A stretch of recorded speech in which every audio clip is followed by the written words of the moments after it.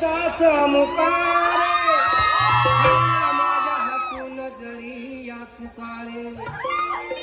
येईन पदरात तव चरणाचे हे निखारे असू दे श्री गणेशा तुझी मजवरती ही कुपारे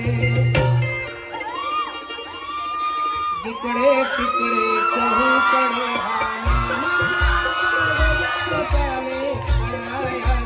भक्तीच्या मुळे